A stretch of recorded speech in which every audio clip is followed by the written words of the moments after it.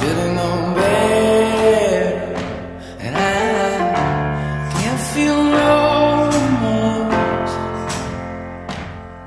and you don't feel nothing bad.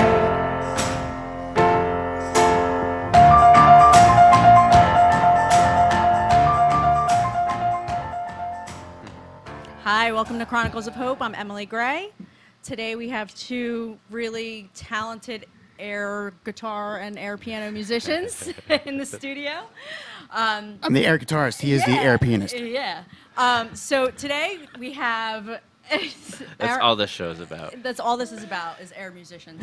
Aaron Kucharski from the National Council on Alcohol and Drug Dependence in New Jersey. Yeah. And we have Derrick Hale from Hope in Many Forms. Today, it is all eyes on Aaron. Ruh-roh. So, Aaron's going to be my co-host. Yeah. We decided. Yeah. But first, we have to do your interview. Yeah, we have to get to know each other. We have to do. pretend like we don't know each other. Right. And get to know each other. So, This isn't fair. So you guys know each other, do. and Derrick, we go way back, all three of us. We go back 45 minutes. well, yeah, it's a solid 45 minutes. You don't have an advantage at all. It feels like we've known each It's other all right. forever, doesn't it? It's all new territory. It's all new territory. So, We met in Patterson, right? We met in Patterson. No, I don't know. We met a long time ago. I think you were trying to recruit me. You're at a some training. advocacy Yes. stuff. You're at a training in Patterson, I think. He was trying to recruit her.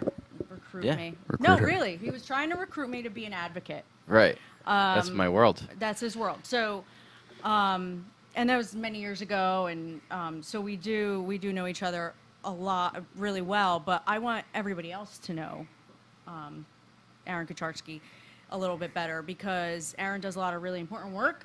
And so I'm curious, because there are some things I don't know. I'm curious kind of how that came about. How important work came about. Yeah, well, let me start with this. Yeah. Aaron, tell me a little bit about NCADD and what they do. Okay. I came to Jersey 2010. I've been doing some traveling across the country with a national organization called Faces and Voices of Recovery, doing trainings, and it was a project called Recovery Voices Count. So we were registering people in recovery to vote. We were asking candidates questions about recovery. This is when nobody was talking about addiction. Right. And so it was a 12-state project, and New Jersey was one of the states. And so I was living in Rhode Island at the time, and so I got introduced to New Jersey through that position for the national group. So NCADD New Jersey works for and beside people that are struggling with addiction, working to maintain their recoveries, and we're also doing a lot of work with Mental Health Association in terms of mental illness and addiction issues. And so what attracted me to New Jersey was they had this job description that said, we're looking for somebody that's basically to organize, to be a community organizer for the recovery community, and to empower people and train people and recruit people, and to because there are people that we pass by every day in recovery, in our recovery circles. And they have this story, and a lot of times that story holds a lot of power.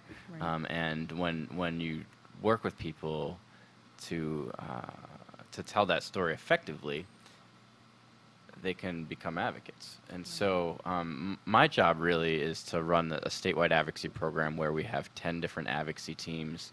So no matter where people live in Jersey, we can kind of plug them into this advocacy world.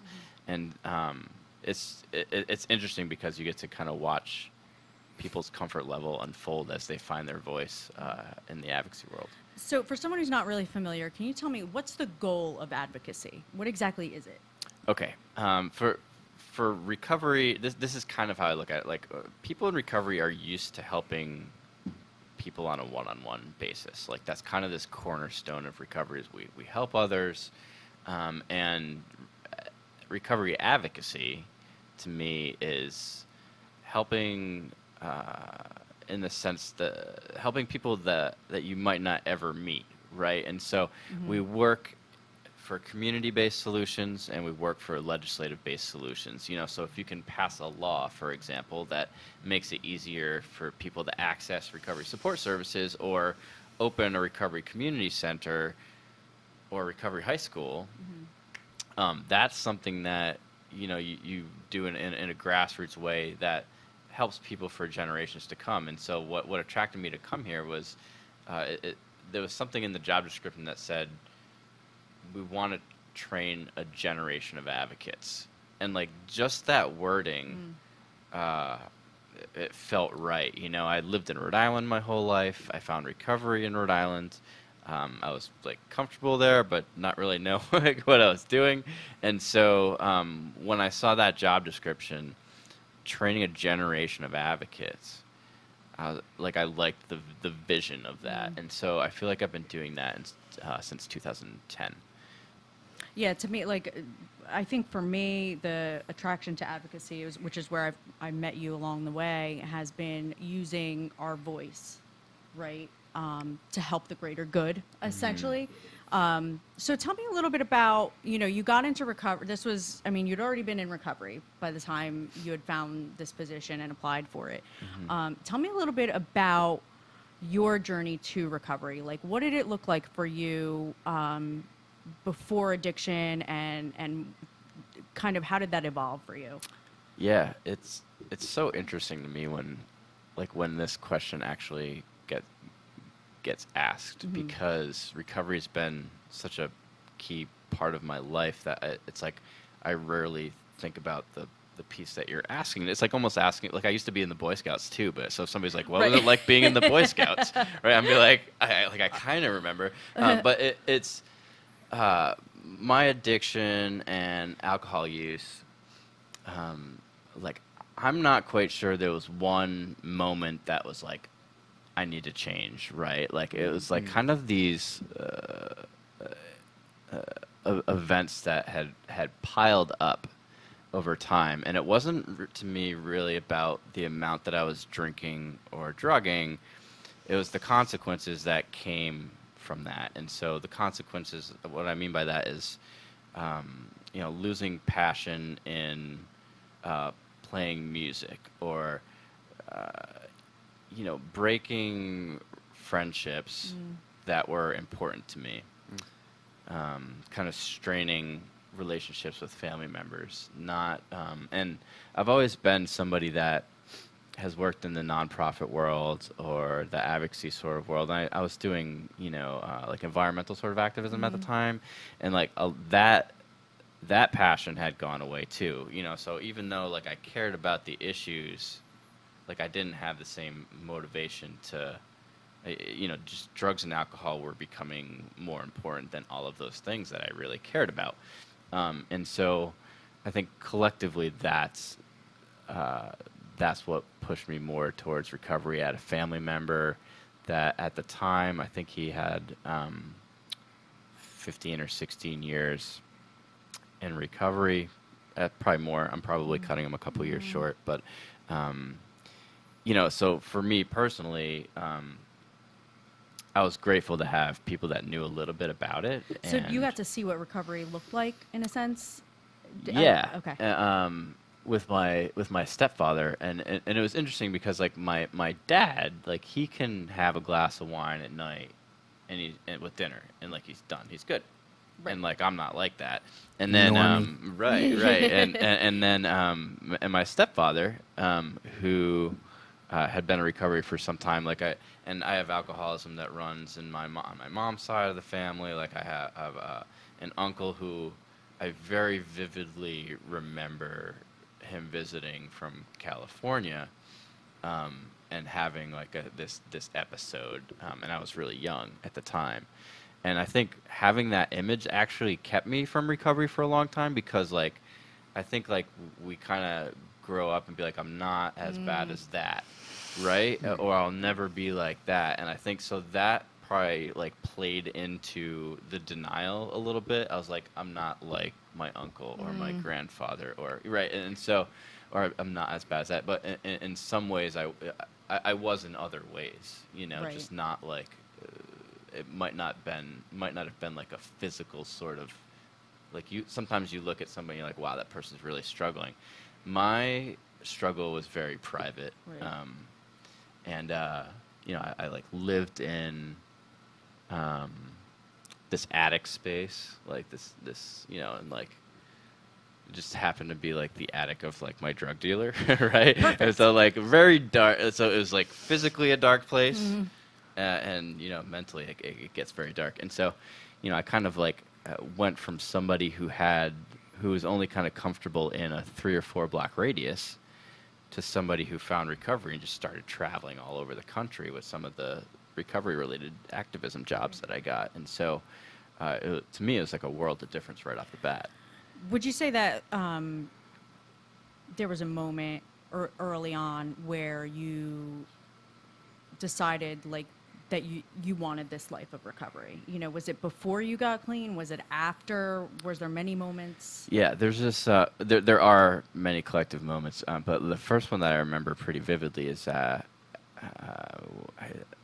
talked about it a little bit with you, where at 6 years, and it's not like I didn't have like these great moments before 6 years, but I had it was the night of my 6-year anniversary. I went to a friend of mine's after we went for pancakes. That's how you celebrate recovery in Providence, is with pancakes. It's disco fries in New Jersey. Yeah. That's what I hear. Good to hear. Good to know. And I was walking down this street really, really early in the morning, just the sun kind of hitting my face, and I just shut my eyes and walked down this abandoned industrial street without any sort of direction. I ended up kicking this bottle over that was full. It was probably the warmest bottle of Corona ever, just because it'd probably been like baking in the sun for days. And like I just kind of like something else too. Right. I just I opened my eyes. I looked at it. It was definitely a but I get what you're saying. I gave it like this salute, you know, where it was just like that was the moment where I was like saying goodbye, like to an old friend. Like I'm going to move forward, and so like I had to have like that sort of moment where I was kind of just like hovering there for about 6 years. Like I didn't have like I had some friends that kind of you get the pink cloud and like that's like I might have had like smaller versions of that, and I've had amazing moments in my life since that. I wouldn't trade for a drink or a drug ever. Like there's these moments in recovery that you're just like, wow, this is, I would never have this if it wasn't for recovery. Right. I know we've spoken in the past about, I know one moment for you that is just really pivotal. And I want you to talk about it. The Unite. Yeah. What was the name of it again? There's this Unite to Face Addiction concert in Washington, D.C. on October 4th of 2015. And it was a day that national, local, state recovery advocates have been talking about for a long time, but nobody had ever done it. What we wanted to do is create this moment on the National Mall in Washington, D.C., and declare the silence around addiction done. Like, we would no longer be silent around addiction issues. Too many people are dying. You have the fact that there are around 160 people a day dying of drug overdose. When you add alcohol-related deaths, that number per day is well over 300 a day. And so this is not something that I'm comfortable with being quiet about anymore. Right. And I feel like as people in recovery who have like found some of these solutions and we can see what works, if we can transition to give people that voice, then we can find some of those solutions. But it's October 4th, 2015.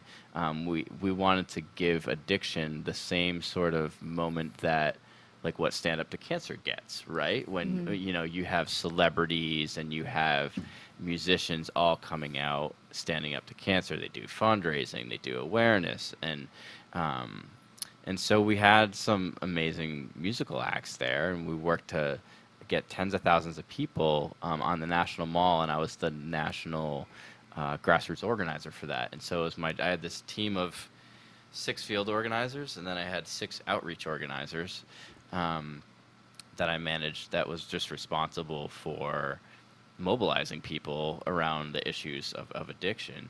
And so it's mobilizing family members, prevention specialists,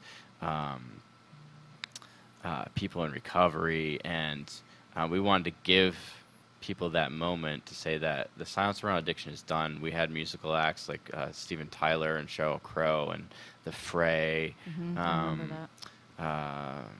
Johnny Resnick from Goo Goo Dolls, and like that piece about having Joe Walsh, the people that like having faces that America recognizes start to speak up about this. You know, we had video packages with people like Ringo Starr and Paul McCartney and Glenn Beck, and you know, we had Democrats, Republicans. Like, it didn't matter. You know, like there's like we just wanted to make sure that like the message of like it's just we can no longer afford to be quiet about this anymore.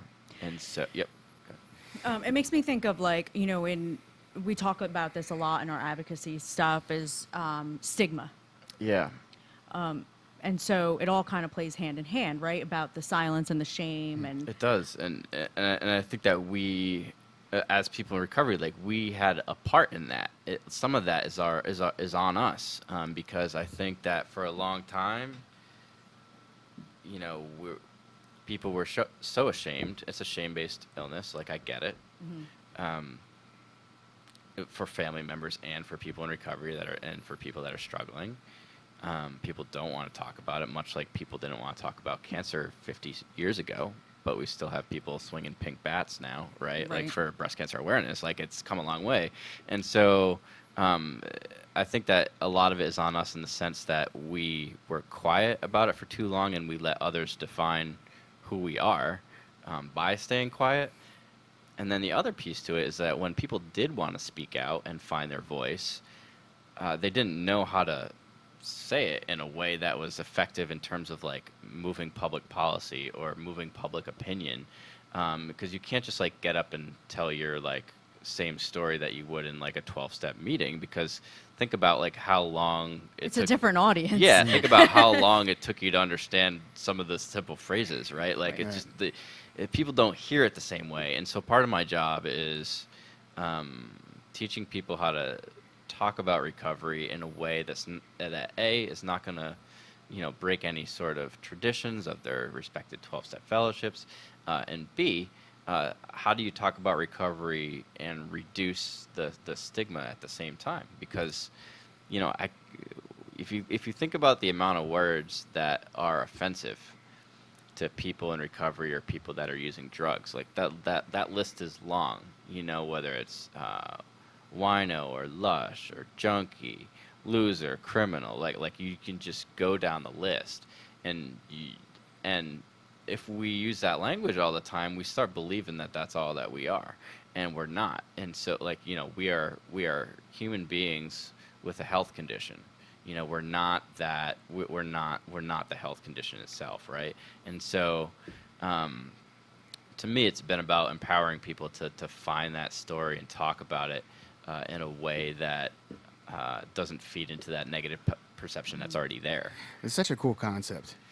I like that. I mean, it's all really important. Fighting the stigma, and I'm sure it's an uphill battle. Yeah. I'm sure it's an uphill battle because there's that fence you have to walk, because you know you're dealing with 12-step fellowships that are anonymous. Mm-hmm. You know, it's hard for an individual, and this is why this is so important. Is it's hard for the individual to stand up and say, mm-hmm, listen, this is something I suffer from because of the stigma that's out there. You know, what are they going to think of in the office? You know, is that going to affect my career? Is that going to affect this or that? And what are people going to think? But if everybody's rallying together, mm-hmm, and you have these notable people, these celebrities, these people that are respected, you know, that can turn some heads for sure. Yeah, it's been like.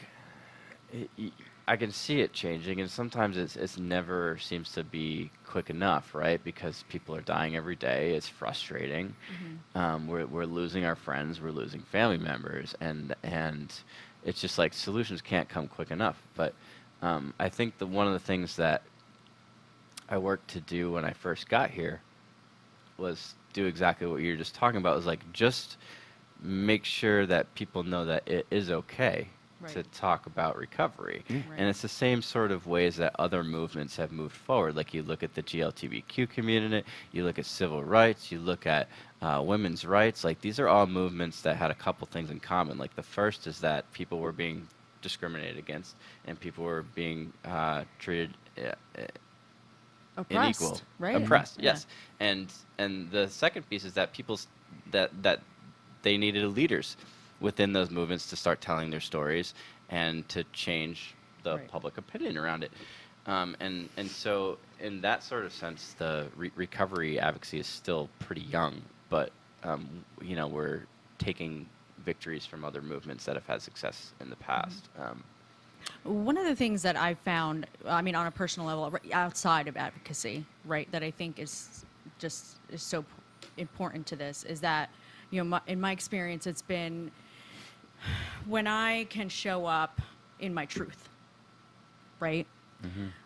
It allows the other people in the room to do the same thing, right? And so not everyone is going to feel comfortable going out and outing themselves as a person in recovery. It's unfortunate, but it's the truth, right? And so, and some of us are in the position to do it where others aren't. I see a lot of the pushback is professional. Like, what will my coworkers think? What will my job think? Will I never be able to get a job because they're going to see on my social media that I used to have an addiction, And so I think that those of us who have the ability and won't face those consequences maybe need to use that voice so that it allows other people to do the same. Yeah, it's interesting where it's like I'm at this point where I'm open about it when I do speaking engagements. When I'm talking to legislators, when I'm doing radio shows, when I'm on social media, and like I can't tell you like how many people that like from my high school or people I haven't talked to in like 15, 20 years that end up reaching out to you, whether it's for like themselves or for a family member. And so like, I think as long as somebody has somebody like that in their life where it's like open, like, I have this person struggling in my family, maybe I can reach out to so-and-so who talks about recovery all the time. And so if we can keep creating those avenues where like we can do our own personal advocacy, on that level, but play a larger role in advocacy through public policy and that sort of stuff. And it was what you had mentioned before about people think that they can't speak out because they think it's anonymity is a very misunderstood principle. Right. And for a long time, I personally misunderstood it, and I was like, I had a friend of mine in Rhode Island who was doing advocacy work before I was, and I remember thinking, I was like, oh, you're breaking anonymity. And it was just not true. Whenever I'm publicly advocating, I'm not advocating for more people to end up in a 12-step fellowship. Like, that is not what it's about.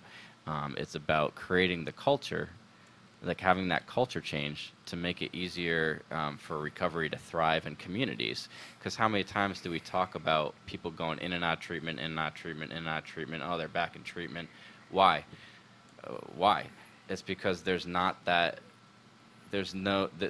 foundation of recovery that's strong in their community. Whether it's recovery high schools or whether it's recovery community centers, there needs to be environments that are safe places for people to thrive, and that's what I've been advocating for, and that's what the advocates in Jersey have really done an amazing job over the past 8 years with, among other things. 10 years ago, we couldn't get a letter to the editor. Yep. Nevertheless, have a conversation about it and look where we are today. I remember when there was a film done, and Aaron was a part of it, called The Anonymous People. And I remember when I was working with NCADD and doing some advocacy, and there were people whom I knew from 12-step fellowships who really didn't like that I was advocating for this film, and because there's this misconception, you know, that if we're talking about recovery, that we're breaking anonymity. And I had gone on to give some talks on the traditions for that main reason, to show people that no, I can actually scream from the rooftops that I'm in recovery without breaking anonymity. And people need to know that there's hope, that Right. there is life after your addiction. You know, even though you might be in the throes of it right now, you could have a thriving life. You can get your, be able to be creative and write music again.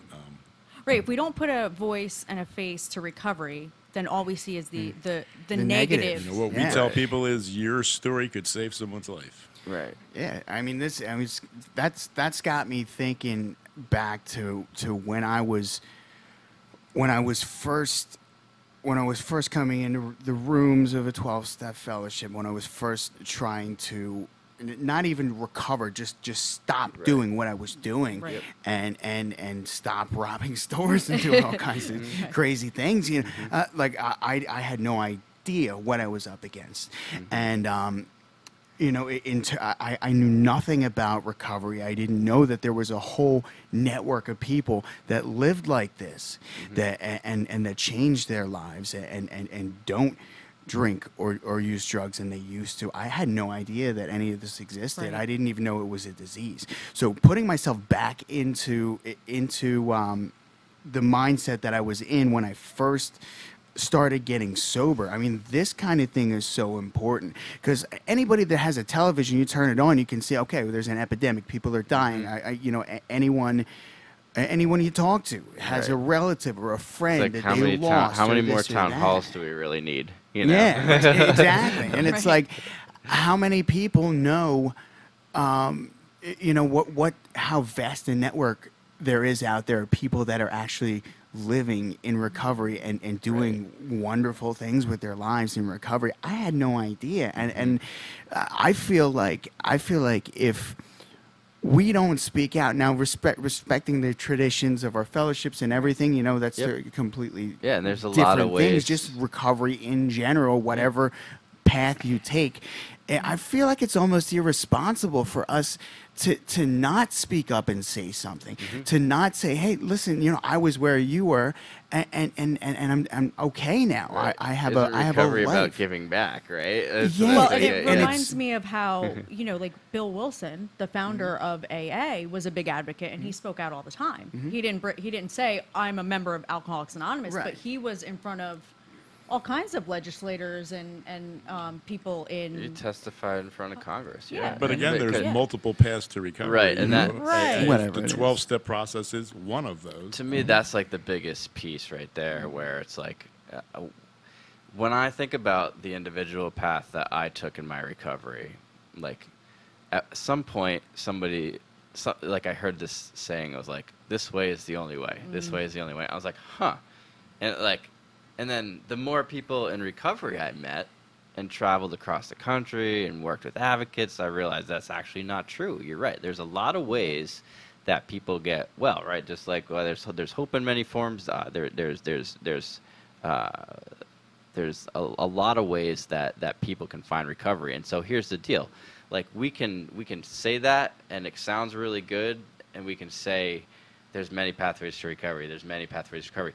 But if we really look in our communities, and if those pathways don't actually exist, Right. we better start advocating for them. Yep. You know, and because everybody's brain's different, everybody's going to heal different. Everybody needs different. And somebody sort has of to find what works for them, right? Right. I mean, Absolutely. Well, and I think the big piece too is that no matter which way it is, community plays a big role. Like there's always, no matter, just from my experience, from what I've seen, it doesn't matter what community I connect to, but my chances are better if I can connect to a community that it resonates with me, and that I can connect with the people and find some sort of support, That's right? it. So whether it's a 12-step group or another self-help group or a group of musicians that understand me and I understand them, or art, like whatever it is, right? But like we said, if we continue to be quiet, those options aren't going to be there. and people aren't Right. going to know that there's hope after.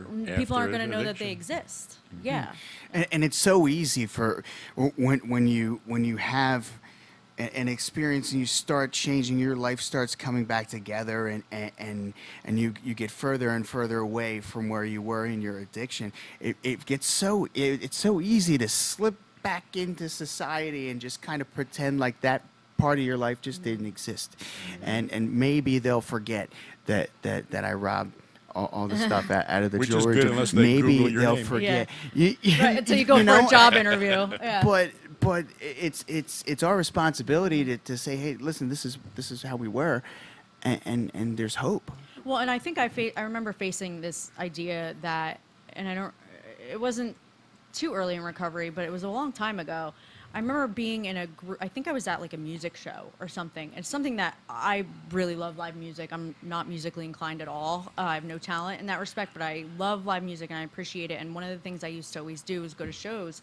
And I remember being at a big concert where thousands and thousands of people, and I felt so alone, right? And the reason why I felt so alone is because I felt like no one else there was like me. No one else was going to appreciate the show sober and not get loaded and not go home with a stranger and not act like a fool. Like, I just felt very different. But the reality is that there was probably a good percentage of people there who were also just like me, and I had no idea because we don't talk about it. Numbers wise, it's totally accurate to say that. They were there. I just didn't know because we're all so quiet about it. Right. We don't talk about it. That's the thing. It's like you can walk by somebody who's struggling, and you can see that they're struggling.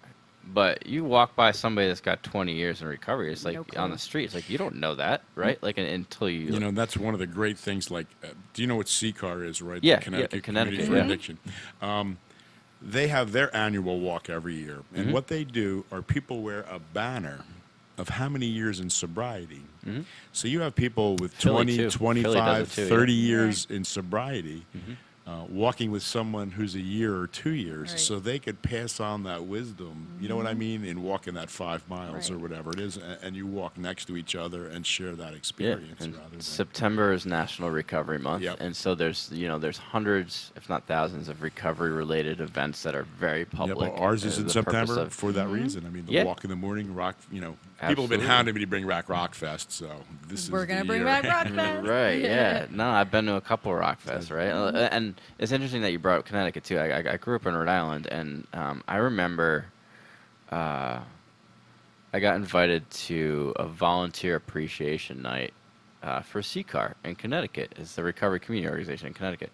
And, I'm expected to, go there and, they'll honor, 20 volunteers or something like that. And I walk in this room. And it was packed. It was packed. There's thousands of people in this room. And I'm just like, and these people gave, hundreds of people that gave hundreds of hours back to their peers. Right? I was expecting 20 people. No, this is They actually make across the phone state. calls to people. I mean, Yeah. they in their volunteer hours, they call people up and go, Yeah. "What can I do for your recovery today? How's everything this going?" is for you?" amazing. Yeah. And that's the kind of follow-up I think people need today.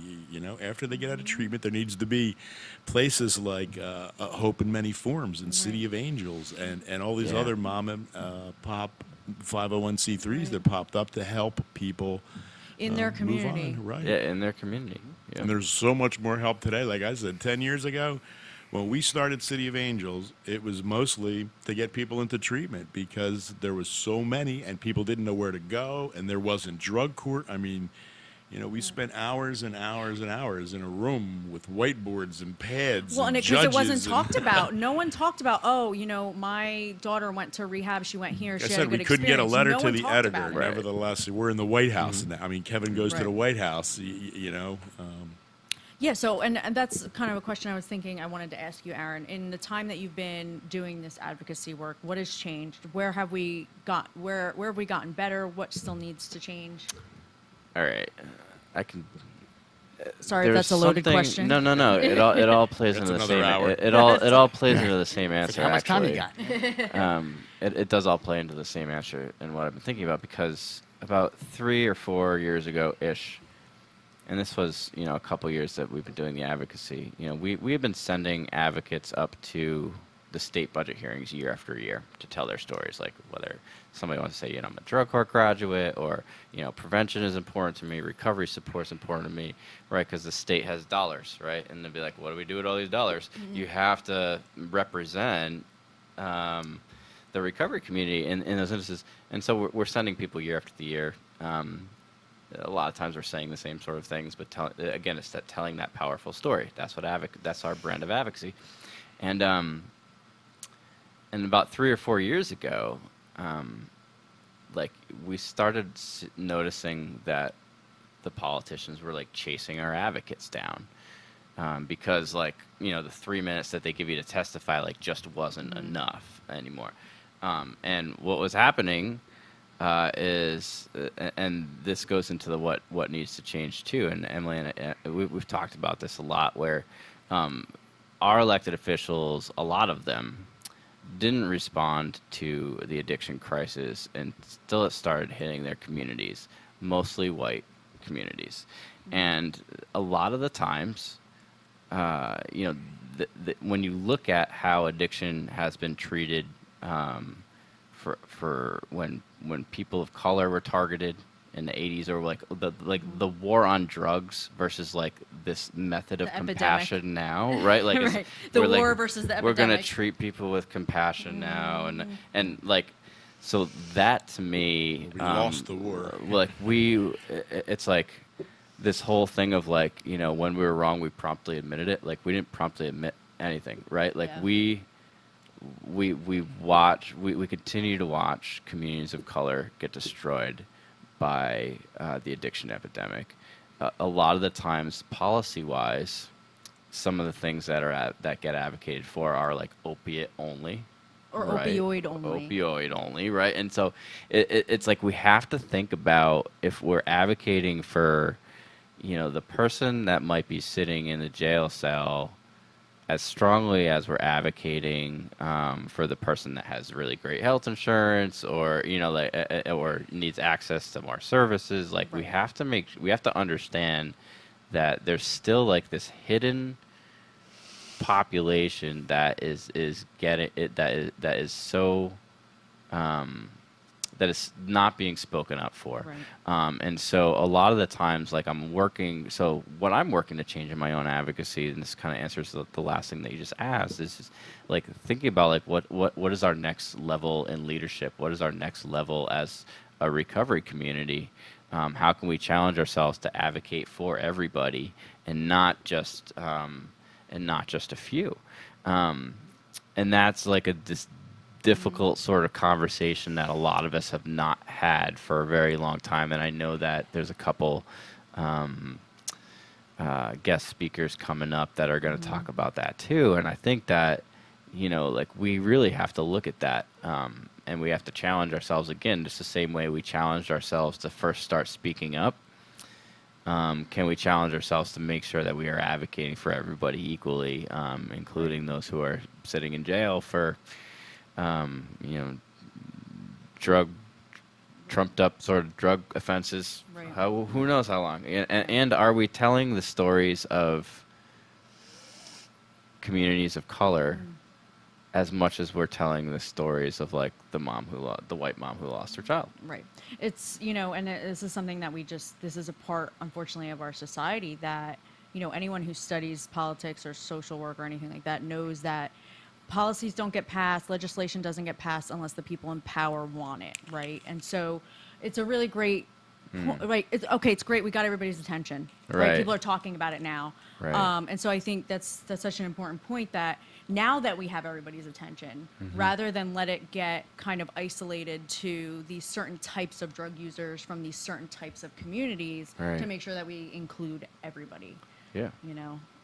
That's such an important point. And as Aaron mentioned, we are going to have coming up on Chronicles of Hope in the future, we have some really brilliant advocates that are going to talk more to that as well. Yeah, I mean, addressing race issues, privilege issues in the recovery community is something that we've just avoided for too long. And so like having venues like this to talk about it, I think it's really important, because people don't always tie it together, is what I'm saying. And I think that just for people to consider that, the experience of a white man like myself going through drug court might not be the same as the experience of a person of color going through drug court, and like and so like or it's like, is your county prosecutor white? Probably. You know, like, think about it. Yeah. And so, like, you know, we really just systematically we have to have that conversation. We have to have that conversation. I'm just really proud of the recovery advocacy movement for taking that on, because I think it's a topic that crosses all kinds of advocacy, not just recovery advocacy. So I think hopefully we're going to see that kind of boil over into other areas too. You know, so I'm just wondering, what is it like? You know, we talked about, Aaron, before addiction, you know, kind of where addiction took you personally, and getting into recovery. So what's it like now? How is Aaron today a different human than he was before recovery? Give me the before and after snapshot. Well, I mean, I'm like the person that people hang out with because their life is so hectic they just need to chill out a little bit. And that to me is like it's like, you know, I just kind of like bring people's level of stress down, and so and that is a product of recovery.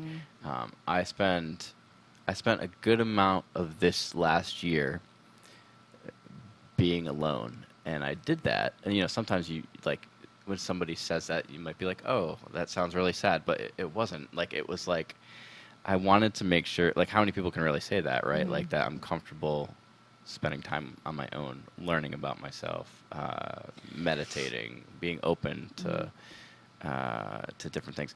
And so it's been a really interesting year in terms, like, creativity wise, where just the music that's coming out of me, I picked up writing again, which had disappeared for years and years and years and years.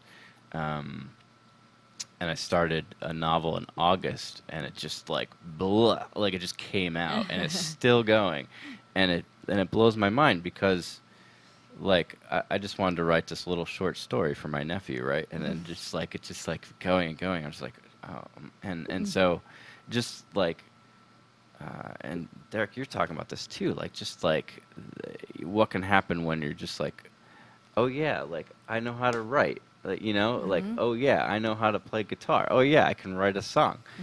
And I think oh yeah, I can advocate for what I truly care about, and live a life that way. I hear and I heard this one. You know, we chatted with Derrick earlier about like almost finding ourselves again. Right. Yeah, like I think of, cool. I remember as a counselor, I would try to instill some motivation in my clients, and I would often ask them, you know, if we found ourselves in a rut or the conversation wasn't going somewhere, I would ask them, like, when you were a kid, what did you like to do? You know, and it's funny because we lose that. Yeah. Drugs takes that from us. Well, you know, it takes us from ourselves. We rediscover ourselves and we recreate ourselves. Yeah, and that's cool. I mean, and it can be anything, which is great. Like that, you just kind of like go. You know, I've been trying to let life live through me, right? Like, just I don't have to direct things all the time. You know, I ended up at a radio show today, right? Like, that's just how it's going. Right. And that's cool. Derrick and I was saying I meditated with a turtle a little earlier. Like, that's, you know, like I wouldn't have done that, right? See, if I was invited here. Yeah. Oh, yeah, when you cool. let it, right? Right, but you were talking about being a kid, and like the thing when I have cats too. I'm a cat person. When I look at like a kid or a cat, I'm just like, wow, like having the ability to either only do one thing at a time, or like being completely content doing nothing, like that turtle. Like, he's just chilling out there in the sun, and he's peaceful, right? And so a lot of my recovery has been trying to get to that point of simplicity, and because you know, we can drive ourselves crazy with our heads in recovery, and we can let it go until we're just like, I give up, or we can work to simplify our lives. And I remember we first started talking a couple years ago again. I was going through a separation, and like at the time, like I was separated from my house, and I brought I put all my stuff in storage. I brought my clothes, and I brought my guitar to Rhode Island. And I was like, that's it. That's all I want. And this is in recovery. Like, I had to just, like, reset and be like, this is all I need right now, and work from there. And so, like, if you can find those peaceful sort of moments in your recovery, whatever's so simple that just kind of, like, you can feel serenity, right? Like, we always talk about serenity. You can find serenity. Like, there are things that you can do on a daily basis to, like, have that. And so, for me, a lot of it has been about practicing that.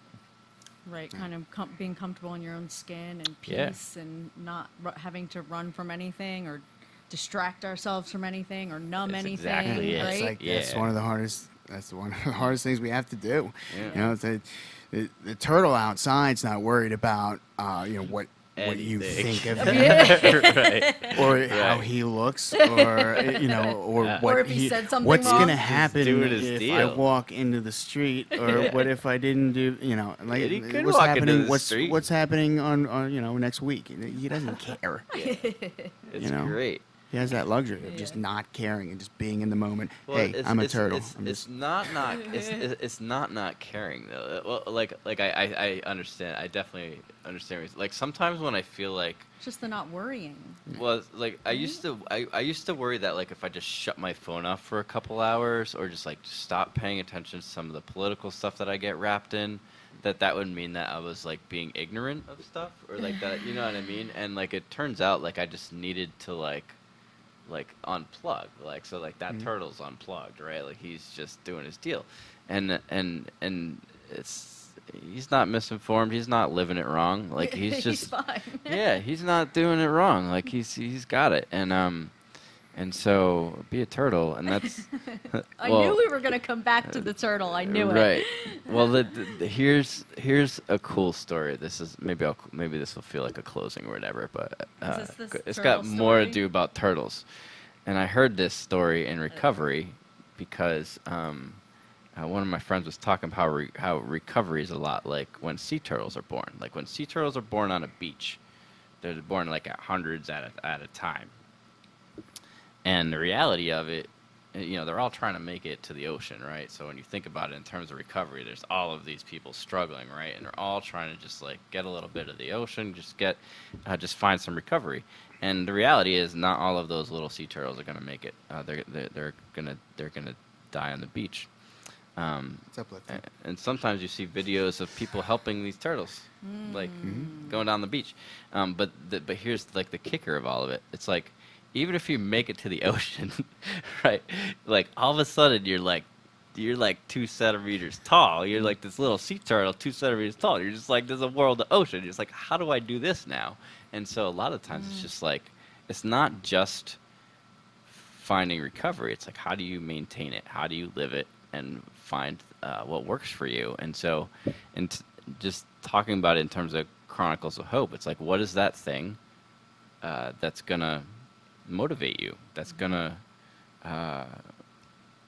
keep you in the ocean doing the deal, or being the turtle in the sun? That's It's going to keep you inspired. what is gonna be it, that's it. And we all have that. We all have it somewhere in ourselves. And so if you haven't figured it out yet, you have to allow yourself time to figure out what that is. That's it. It's like, And you tapping give into yourself it, the time. yeah. Tap absolutely. into the hope, and that's kind of something we talked about earlier, is finding.